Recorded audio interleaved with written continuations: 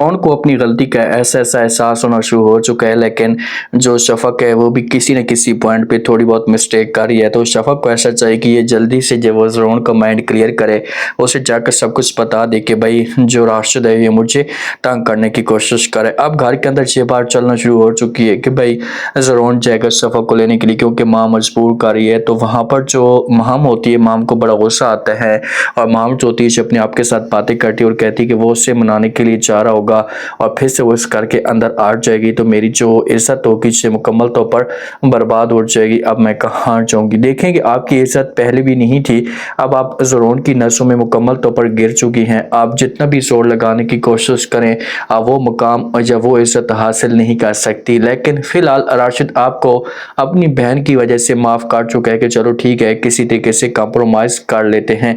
जो माँ होती है ना, ये ज़रोन के साथ बात करती है, ऐसे कहती है कि भाई हमारे एक गलत फैसले की वजह से हमारी जो सज़ा है सारी की सारी इस फैसले की वजह से हमारी अपनी बेटी को मिल रही है।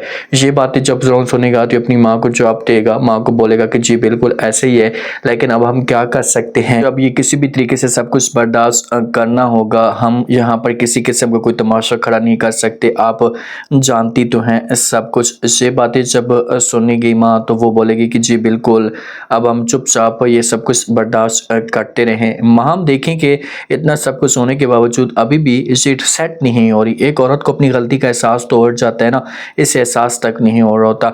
जो शफ़क़ होती है, शफ़क़ के साथ ज़ारा बात कर सकती है, कोई मुलाज़मा, तो मुलाज़मा ये ज़ारा से कह सकती है कि आप जब वो सब कुछ बता दें राशिद के मामले पे ज़रोन को कि भाई ये आपको तंग करता है, तो आगे से शफ़क़ होती है इसे जवाब देती है और कहती है कि अगर मैंने उसके सामने राशिद की कोई बात की तो उसके दिल में जो फिर से एक वहम गुमान आना शुरू हो जाएगा कि भाई मेरा खुद उसके साथ किसी किस्म का कोई रिलेशन था और अब वो जान छोड़ना चाहती है। ये जब अकेले में होती है तो ये सोचती भी है कि भाई जब से मेरी जो शादी है आपकी ज़िंदगी में जब से मैं आई हूँ तो उसके बाद सिर्फ और सिर्फ ज़रोन मैंने आपके साथ ही मोहब्बत की है। शफ़क़ ये बात तो मानने वाली है कि ये ज़रोन को चाहती है और इसका राशिद के साथ किसी किस्म का कोई ताल्लुक़ नहीं है, लेकिन राशिद कुछ और समझते हैं। अब जाकर राशिद को भी इस बात का एहसास होना शुरू हो चुका है कि यार मैंने जब वो एक गलत फहमी में आकर जो कितना बड़ा गलत डिसीजन लिया, इतनी प्यार करने वाली जो बेगम थी इसे मुझे मिली थी, मेरी ज़िंदगी में खुशियाँ थी, हर चीज़ थी, लेकिन जो मैंने शफ़क़ के साथ कितनी बड़ी ज़्यादती की है। अगर अब ये चाहता है जाकर सब कुछ एडजस्ट करने की कोशिश करता है